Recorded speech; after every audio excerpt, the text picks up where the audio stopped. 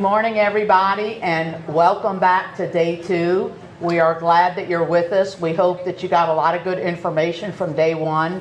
I know that our speakers really enjoyed presenting the information to you, and we hope that you enjoy today also. So we're starting now. We're going to end at noon, and we have, as we did yesterday, because you requested, we have a break after each session briefly, and we have 4 today. So to our online people, you know now to put your questions in the Q&A box, and then in person, y'all just raise your hand. And speakers sometimes can call on you. Sometimes they want to finish making that point, and then they'll call on you. But whatever questions you have, we will definitely be able to get those answered for you. We want you to know that. So enjoy the day. Glad you're with us. Good morning. Thank you. As you remember, maybe, my name is Jenifer, and I don't have any asking you, I don't want to ask you to do a standing ovation today. Just if you can stay awake, that'd be good. I appreciate it. And for all of you who are listening, we hope that we can help you too to get as many issues out there as we can. I'm going to talk about some updates, but if there's questions that you have as we move through these updates that I don't talk about, well then, you know, at some appropriate time, just ask and we'll kind of go through it. What we tried to do in this one is to kind of go through some of the big issues that are faced the legislature, and the legislature made some additional decisions on yesterday in the last few months. Most of these, or I think all of these, except when I talk about the constitutional amendments, went into effect August 1. So we'll kind of go through those and see if they're clear. If they're not clear, then I'm going to refer you to our FAQs that have all of these issues integrated throughout the various topics. And our FAQs are on our new website. Mr. Wagasback talked yesterday. We're very proud of our new website, but you know, pride comes before a fall. So if you go to our website and the links aren't working, or there's something that's a problem to you, please don't hesitate to call, and that is the 339-3871 number, because we want that to be as current as possible for you. What we do in that is we update it after the legislative session, but we also update it when there are new Attorney General opinions or new court cases. And those hyperlinks in there are put in there so that you don't have to go to the statutes or even to the Attorney General's website. They're all hooked up for you there, or they should be. I asked one of the assistants in the legal group to check that the other day because I knew I was coming here. And she said, "Oh no, they're fine." I said, "I know, just check them." And she came to me and acted like she thought I was brilliant because there were many of them that weren't working right. I wasn't brilliant. I know how stuff happens technology-wise. And so please help us on that if it doesn't work. And I didn't say it yesterday, but I say it today. If you call us at that 339-3871 number, and I think Diane in the advisory group would feel the same way. If you call us and we don't answer, then I got another number I want you to call. You got it? 911. Because something terrible happened, you know. And we were just talking about Baton Rouge traffic, and sometimes that happens. So, but I really mean that. I can't stand calling offices where I have to talk to a machine. Sometimes I know that's necessary, or talk to 4 people before I get to a person. So we try to return all our phone calls within 1 or 2 business days, mostly 1, but sometimes we can't. So that said, we're going to go through these various topics here really quick and high level. So I can't go into every topic, but I'm going to hit what I think are the main points, what the legislature has done, what we continue to see in questions that you all ask and others. Then I'm going to go into, on a extremely high level, on the American Rescue Plan. But on that, I want to recommend to you that we have a YouTube video out there that I think that's where it is, YouTube, huh, Lizzie? Where Angela Heath, who's a lawyer who works with me, she is our expert on the American Rescue Plan.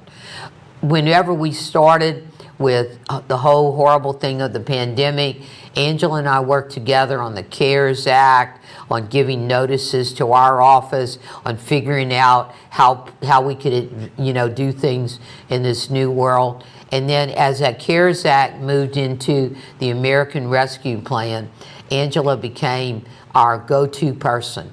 And she's read everything. She would laugh if she's listening to this. She's almost read everything there is on that. She's read the Treasury rules. She's read the summary of the Treasury rules.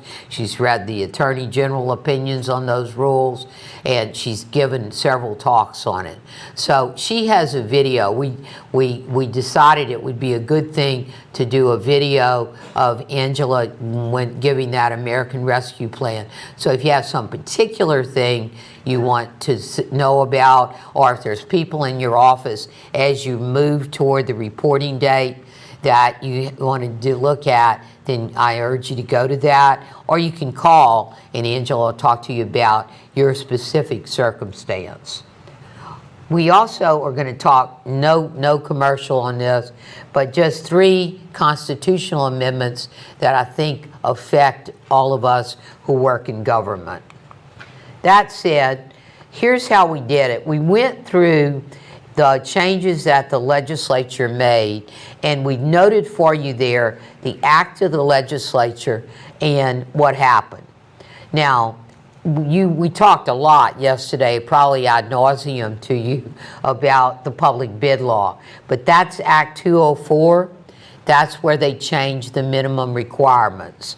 So that's what you want to look at on that and work through that if there are any issues. But really the only issues there are the minimum. It was $10,000 before you had to get, 3 quotes. Now it's $30,000. Question people have is, yesterday I think somebody asked the question, what if we can't get 3 quotes? You just do your best and you document your file. The small purchases under the procurement code are the same. And the procurement code, is there for executive branch agencies, but you can adopt it in whole or in part. Make sense? So here we go then. Here's the one on the police. I want to make sure you see this one. That's where they didn't change that. They changed it from 20 to 40. I think they probably will change it to 60 next legislative session. But this is the current issues on that. The $40,000, you got to have that documentation though on those police cars. Okay? Now, if you're buying a whole lot of police cars, like 10, 15, you're going to go over that limit and you're going to be with the ordinary public bid law.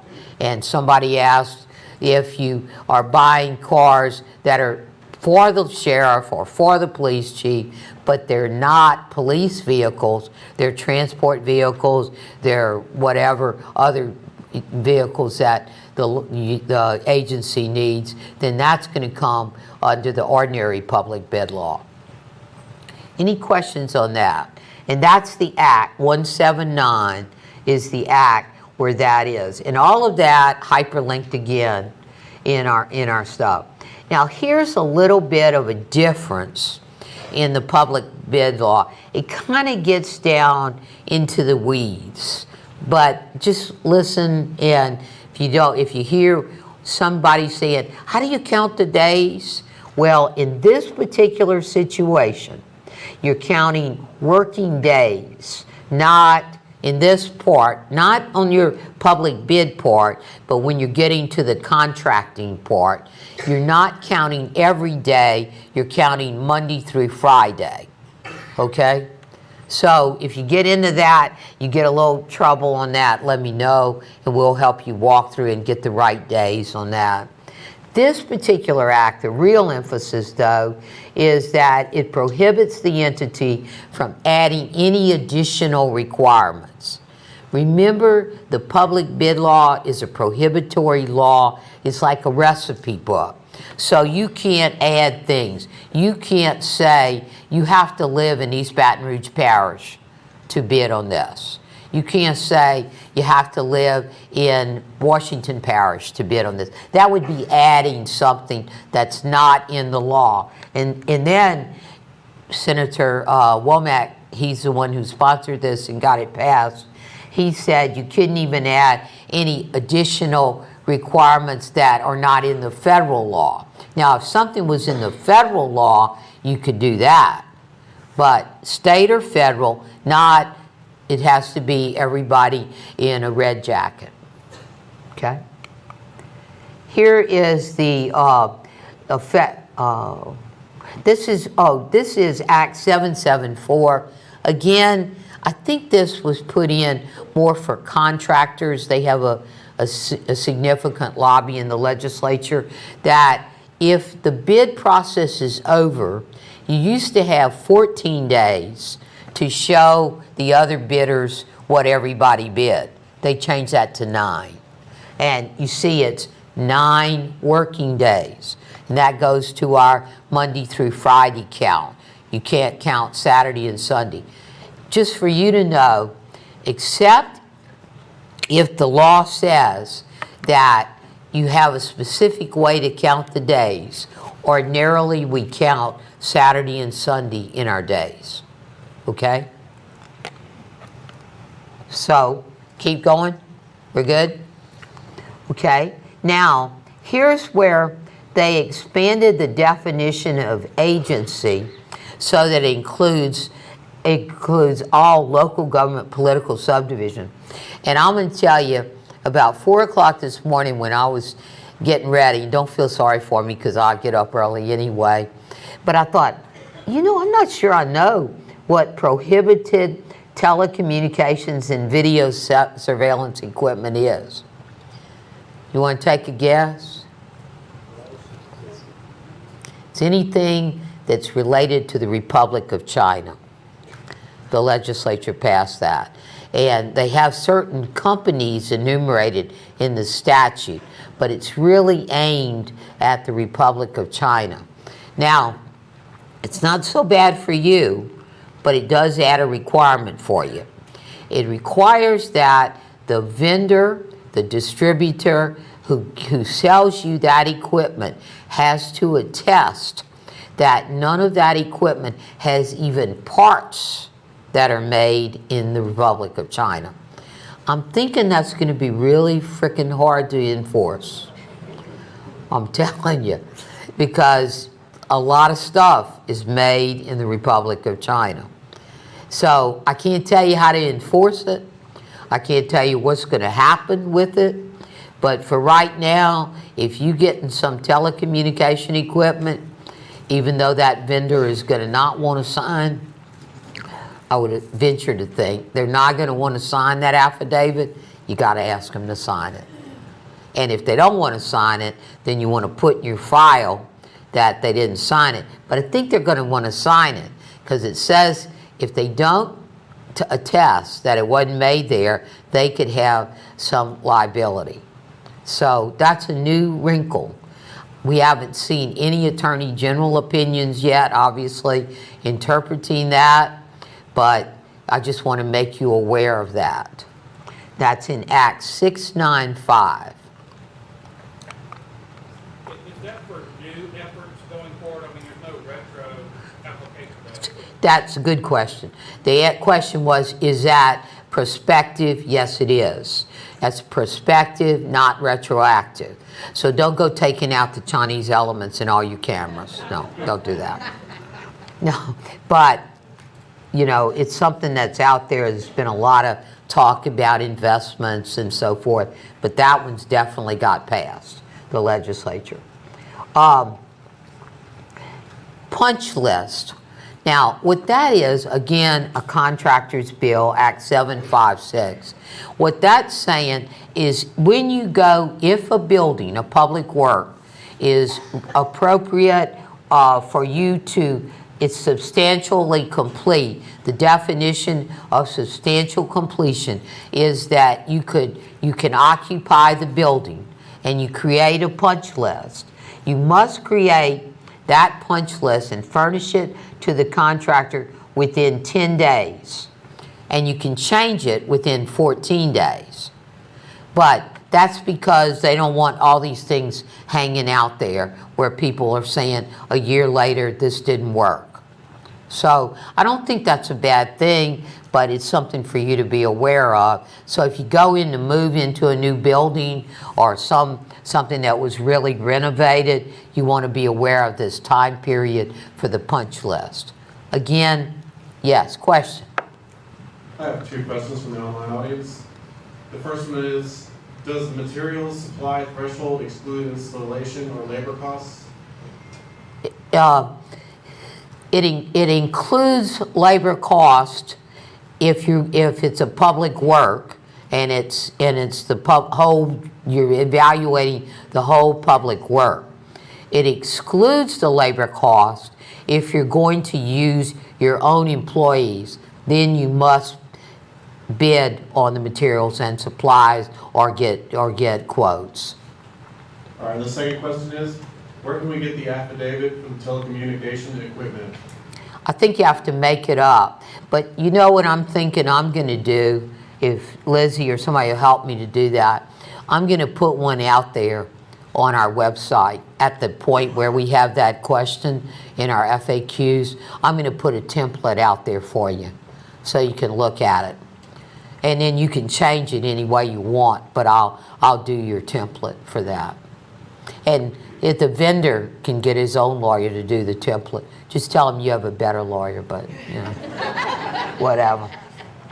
Is that, y'all good on that? Okay. In here, or this AG opinion is good because it runs through a lot of the issues.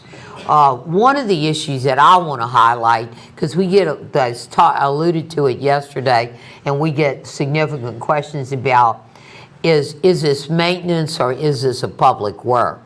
You can have a maintenance contract that does not have to come under the public bid law if it's a minimum of 2 years for a fixed annual fee.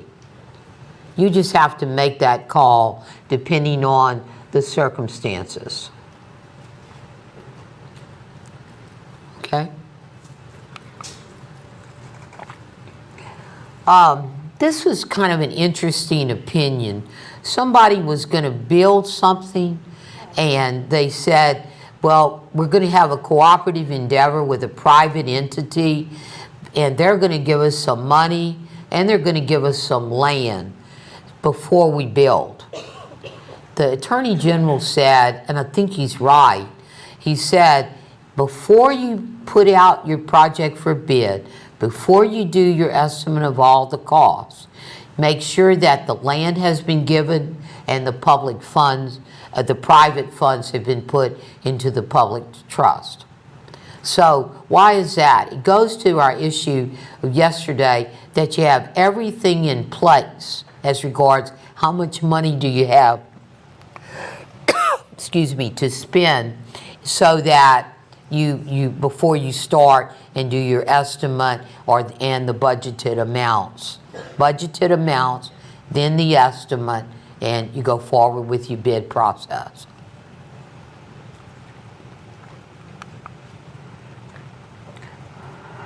So it's kind of a summary. Your public bid contracts, you could have procurement contracts under the state procurement code, and you could have professional services. Professional services for all of you in local government do not have to be bid. But what law governs professional services. Come on now. I used to teach school. They didn't get it right at 8:30. I didn't like it. Article 7, Section 14. That's the Constitution. So if you're going to hire a lawyer, you're going to hire an engineer, you're going to hire an architect, local government, you don't have to go through the public bid process. But you have to hire the best person that you as a fiduciary think will do the best job at the most reasonable cost. Talked a lot of different times about piggybacking. That's another alternative to going through the public bid process yourself. I urge you to look at our questions and in our FAQs. There's slight difference between the state procurement law questions, how they do it under the state, and then how the Attorney General has always described that you can do it. So you can do it either way, and we outline the two forms. Basically, the way it's similar is you're making sure there was a good public bid procedure initially, that it's still a viable contract, and that you are buying the exact same thing. Now, that doesn't mean you can't have color changes or something like that, but you can't say, I want to buy a Ford Explorer and then a Chevrolet Tahoe. That ain't going to work. Okay? Also, it's very important if you're using federal money. I'm not sure they will always accept piggybacking. We take the position of conservative thinking they won't, and that you have to verify it was a competitive bid. Those are the best AG opinions on that. Again, they're all hyperlinked in our information. Now, all right, that's kind of the top legislative things. Here's where it's kind of like the quagmire of government, travel. Why? Because there's so much misunderstanding. Talk about travel in the sense of what you can do, what you can't do, and what you really don't want to do. Okay? Travel, you can have reimbursement for actual expenses, or you could have a per diem. Can you have both? No. It's one or the other. I think the most difficult part of travel that I see that brings the problems is that there is no stated rules. People will call and they'll say, well, they're all going to X convention, and last year they did Y. Can they do that? I said, what's y'all's rules? Well, we didn't write them down. Write them down. Write them down. Have travel policies written so that it doesn't matter if it's Jenifer or Diane who's going on the trip. It's kind of like an even thing. No question that you'll be considered arbitrary and capricious in how you apply the rules. Now, people will say, well, but there's different circumstances. So you write yourself a thing. These rules could be accepted by the Chief Administrative Officer. We say that about directors in our agency or by the Legislative Auditor himself. But you write it down so everybody knows this is how much we pay for meals, this is how much we pay for mileage, and guess who really needs to know all that? The IRS. Because if you don't do it right, you could have some tax consequences for the individual, and you could have the incorrect W-2s. So I'd say that on travel, that's very important. The documentation that you require from the employee is very important. That you say, where, you know, like, did I stay in my truck or did I stay at the Hilton Garden Inn? I don't really care if it's a per diem. They can sleep wherever they want to sleep. But if we're doing actual, then I want to see the receipt. And you want to do the things you have to do for the not have to pay taxes on because it's a government trip. Now, what about if somebody wants to bring their significant other on the trip? Can they do that? Yes, of course. But here's what I've seen happen, and the Attorney General has talked about this in opinions. People will say, I want to bring my spouse. My secretary is making all of the reservations. So I'm going to have her put, or him, put my spouse on the office credit card. Can they do that? No. That's a loan. That's a loan, and people forget. Marshall. What do you want to see to show that the original piggyback contract was properly procured? Can you share examples for purposes of FEMA reimbursement, and what has FEMA done or said? I'm going to get back, let me just drop on the piggyback. I'm going to say, go to our questions in our FAQs. I forget exactly the number, but I think it's around the 60s in the FAQs on public bid. And we give a detailed list of what you must have so that you can piggyback effectively. FEMA has, in that Code of Federal Regulations, says things have to be competitively bid. I have seen where they don't consider piggybacking to be competitively bid because that particular agency didn't do it. So I take the position, I don't want to try to convince the federal government.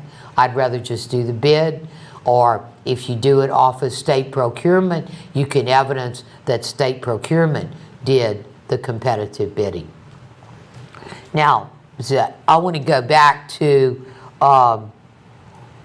let's see where I was, on the documentation on the spouse. The documentation on the spouse is, spouse shares a room, fine. Person was going to be in the room anyway. Spouse, they want to order one meal, fine. Person was going to get a meal. But you can't advance funds for the spouse. If they go to a convention where they have activities and they have a cost for the spouse to participate, golf game, cruise, riverboat, whatever, spouse has to be paid by the individual, not by the office.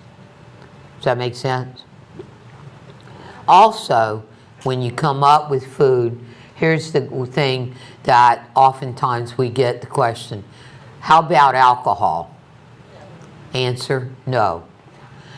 Only time the Attorney General in all the years I've done this has ever said you could pay for alcohol with public funds is if you happen to be a tourism group and you're entertaining people who are going to come in and possibly create some additional economic development in your area. But generally, almost 99.9, you will not ever pay for alcohol on a ticket, on a reimbursement, even an actual reimbursement. And I mean, y'all are all better than me on this, I'm sure. You just take it off. That's all. You take it off, or you put it on another credit card or something. Let's talk about credit cards, because I've said that credit cards a few times. What I see from what the auditors who do forensic audits tell me, and I'm a certified fraud examiner, but I have to tell you, I just know it from the books and reading the reports. But what they say in our office are major problems is when there's too many credit cards uncontrolled in an agency. In our agency, we have more than 300 employees. You want to guess how many credit cards we have? One. And that one, you have to give up your firstborn to get the credit card. But I think that's a good thing, because he never has an audit finding on that. And we spend money on credit card, with the credit card, but in reasonable, but you know, it is in advance, it is not in advance. In advance, the comptroller knows what it's being used for. The director of that particular group knows what it's being used for, and it's all documented. So if you have 3 or 4 or 5 people who have a credit card, I'm going to urge you to get some real strict regulations on that, or you're going to have abuse. It's just the way it happens. Any questions on that? All right. Okay. Here's what I tell everybody who calls me with an ethics question. There's one group of people in the state of Louisiana who has the authority to answer an ethics question, and that is the Louisiana Board of Ethics. The executive director of that agency is a woman who's extraordinarily competent named Kathleen Allen. If you have a question on an ethics issue, you can call us and I'll go through some stuff with you. But I'm going to tell you, not an attorney general opinion, not your parish priest or minister. No one can give you authority to do that except the Louisiana Board of Ethics. It is a very strict thing. And if you have a question and it hasn't been done yet, then you want to seek an advisory opinion. One time in my life, I was the head of gaming for the Attorney General. And then I was offered a job in private industry for gaming. I didn't take that job, so I was lucky I didn't. But before I went, after the offer was made, I got an advisory opinion. Because I don't want to be in a situation where I've hurt myself and I've hurt the people that I work with and for. So you want to look at that. Here's your basic rule, though, as you're thinking about ethics things. If it doesn't look like an arm's length transaction, you probably have a problem. That I know from reading ethics opinions, from talking to Kathleen, from listening to ethics talks. And you cannot have a family member doing work with the agency like if it's somebody in the agency who's in authority. We could not, in our agency, hire as a student worker Mr. Wagasback's daughter. We couldn't do it. He's the head of the agency. We do hire as a student worker sometimes, although we've moved away from it in our agency, the children of some people who work for us, some auditors. We never put them with their parent. We never have any relation to them. But I don't even think that's a good idea, and we really have stopped. Who is the immediate family? It's defined in the ethics code. And it's basically your wife, your husband, your children, your brothers and sisters, and your parents. Basically that. So you want to look at that. There are disclosure requirements if you go to a convention and the people who ask you to come and you're giving a talk, but they pay your way and you have certain forms you have to file after that. The prohibited source, what that means is we have a vendor. You have vendors. Can I take gifts from the vendors? Answer, no. Can I go to work for the vendor we've been working with together? Answer, no, until your 2 years is up. You can't do things that would benefit yourself from your public employment. Now, that food and drink is the one exception, and that is if you can the vendor invite you out to lunch? Yes, if they're there. Can the vendor pay for everyone in advisory services to go to lunch and they go by later and pay the check? Answer, no. So those are things that I just want to make you aware of, because once you get a sense that something's happening, you want to check on it. If you don't check on it before it occurs, they will not give you an advisory opinion. They will have to investigate it and then make their determination. The other thing on ethics is they look at it. We send, by statute, the auditor has to send any reports where we think there's ethics issues. We have to send that directly to the State Board of Ethics. Now, honestly, most of the time what we're sending is people have not done their annual ethics training. That's what we're sending most of the time. Sometimes we're sending what appears to us to be prohibited transactions. The Board of Ethics will investigate that and make a determination on that. You just don't want to get in that spot.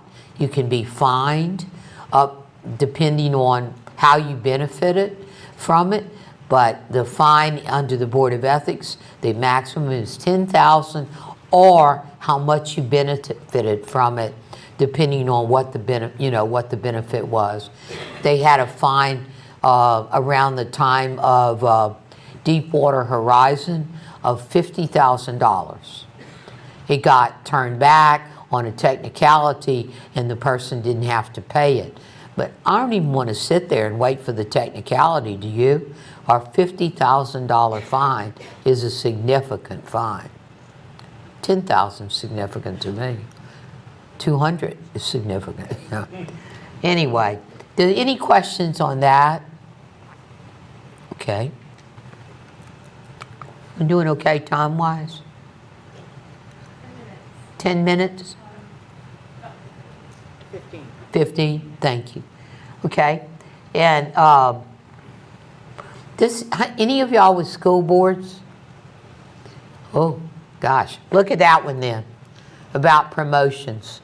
Remember a few years ago, they allowed them in certain areas to hire the children of the superintendent or a board member, but that's saying that now they have to be employed at least a year before they can be promoted to an administrative position. Okay, supplemental pay. This one is kind of a thing that's risen out of the pandemic. And this would be extra pay that provides for various changes concerning that you can get supplemental pay for police even if they've had to be on furlough because of the pandemic. This really involves law enforcement. Open meetings. I put the constitutional article here because I wanted to make sure you know that that's where it comes from. You will lose, listen to me, you will lose if you go in court on an open meetings or a public records exception. 99 times out of 100, you will lose, because those two laws are written for the public, not for you, not for me. Okay. I'll make sure.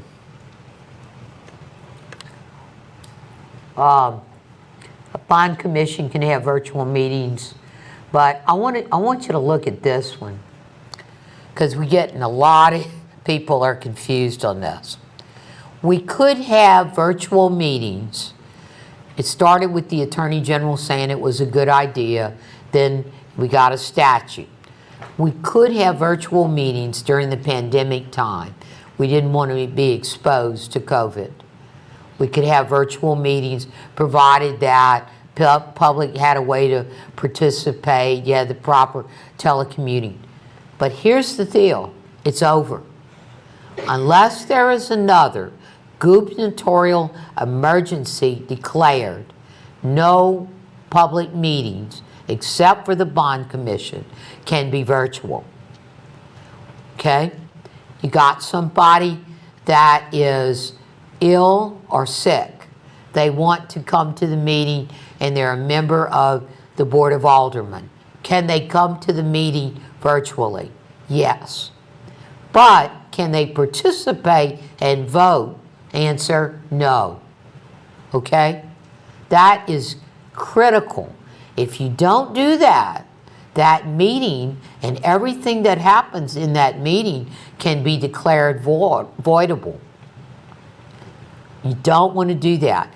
Gubernatorial emergency must be declared. Not an emergency by the parish president. Has to be the governor. Now, can he declare it only in one parish or only in an area that's had some kind of destruction? Yes. Yes. But it has to be the governor. Public records. Look, they made some changes on public records. You can ask them for clarification. You can ask them to help you if it's overly broad. But you cannot act like the Grand Inquisitor when somebody asks for a public record. They're entitled to that record. You try to get it as clear as you can. And if they don't want to make it clear, here's my advice. Give them as close as possible that record. So if they take you to court, you're able to say, I asked him 3 times what he wanted. I gave him this, Your Honor. I was trying. Okay? Do that and follow these requests so that you don't get into a problem. This thing about the fees, they put it in there because some people are being silly about fees. Some people were saying too much fees, and so people couldn't pay them. And then some people were saying they had curmudgeons out there who weren't paying the fees, who were causing problems. But remember, you have to justify the fee.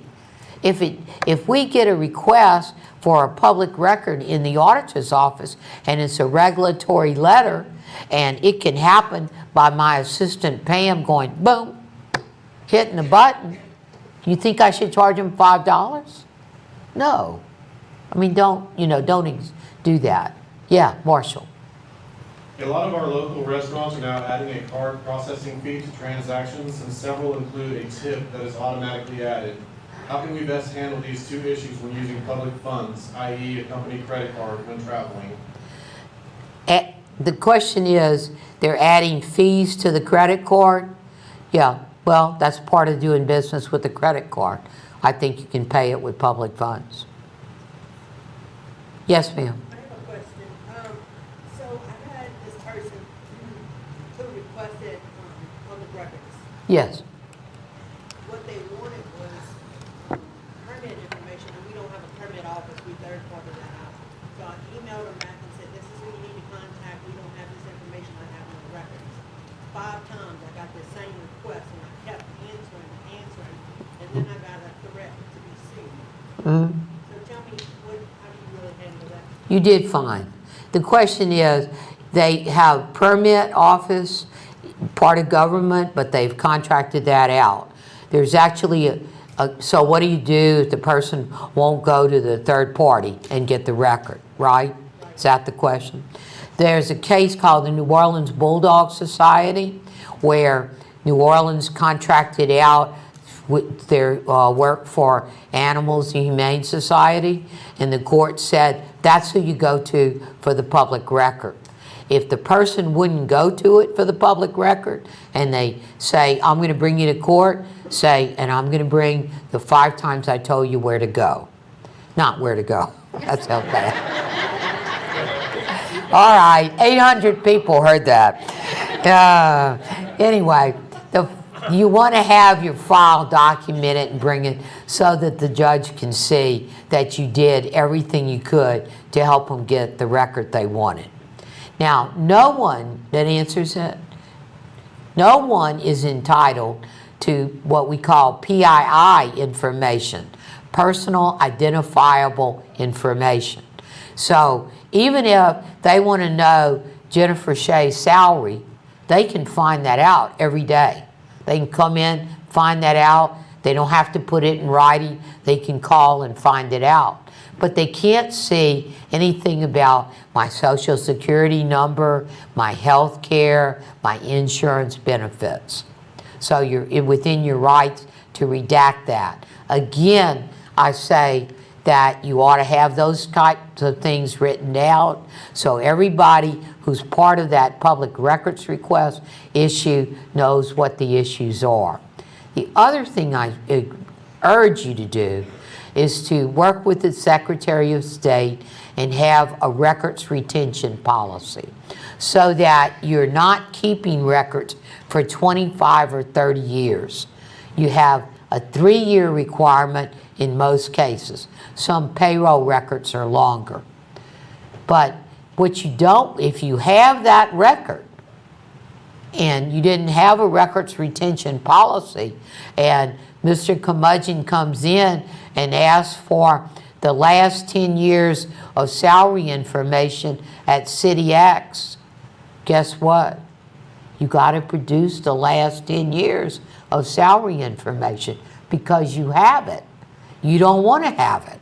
You want to say, with the Secretary of State, you have certain record series, you know how long you're keeping them, and they'll work with you. They do. We did it in our office. It takes a bit, but you can do it, and you can hold some records digitally so that you don't have to have paper.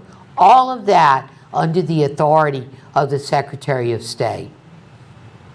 Yes? Question for clarification. On the health insurance, are you talking that they can't ask what plan an employee's on, or they can't get claim information?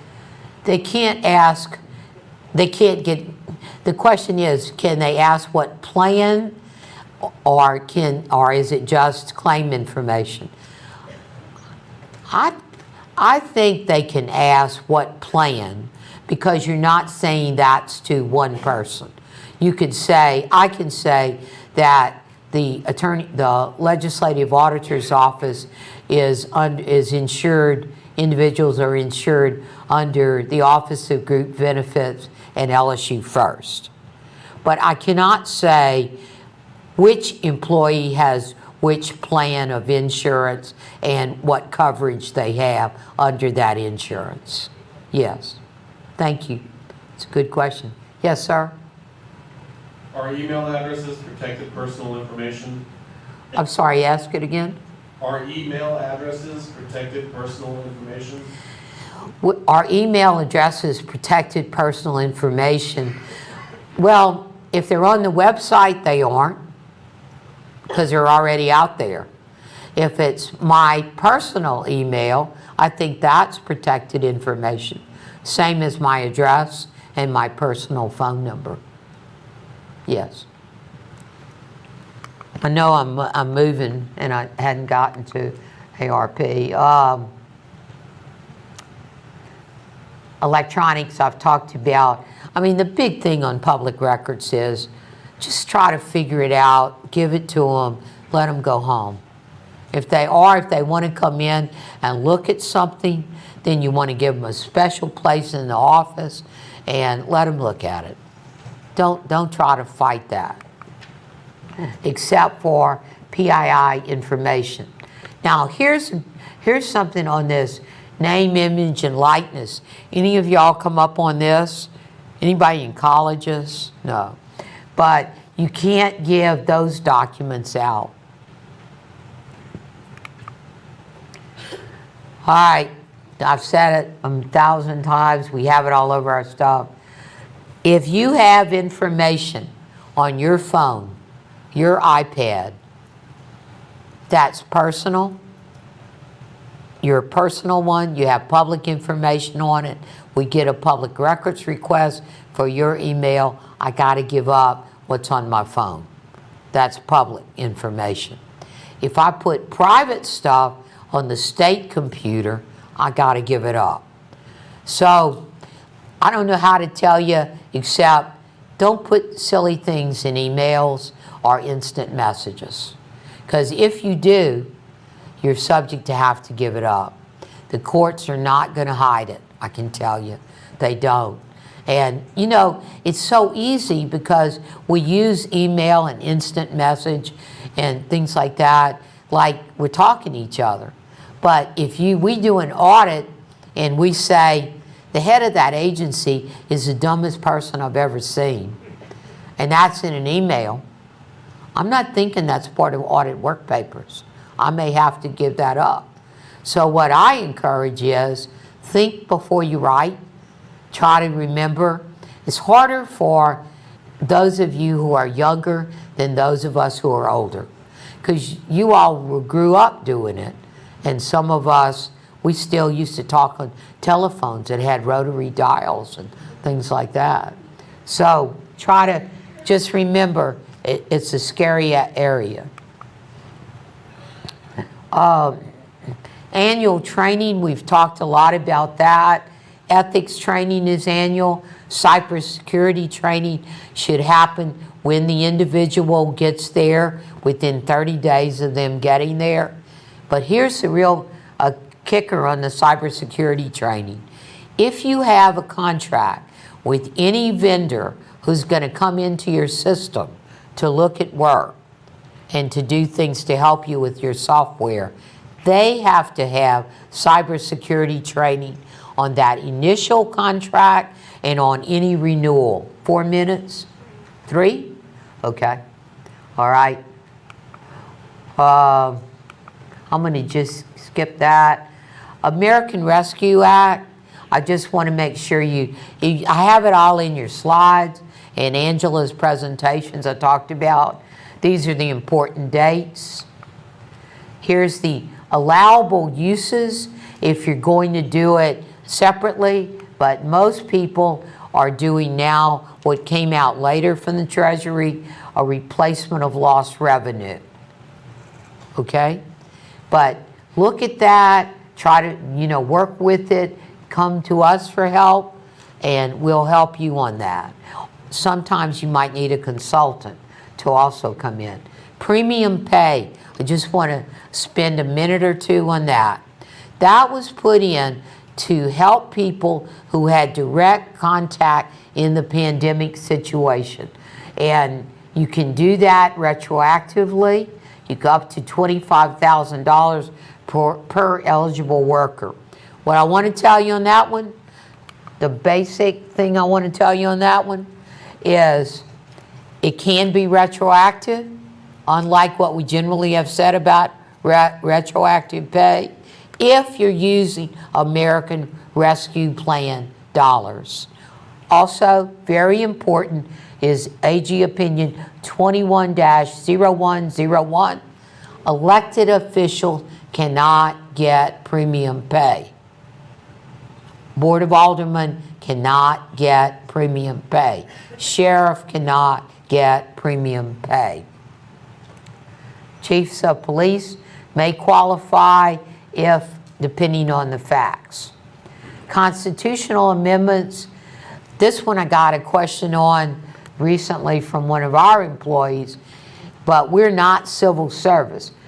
This is saying, if this passes, this is saying if your son, your daughter, your husband, your wife runs for office, you can support their election. Somebody said, man, they don't want me talking about them. But that's a constitutional amendment. 3. 4 is the waiver of water charges. This, if this passes, I think will be very important to local government. It will allow local government to waive water charges for customers if damages are not caused by the customer. That's in the storm. If it would be a damage that happened to the pipes and all because of the storm, and it wasn't their fault. So you could waive it.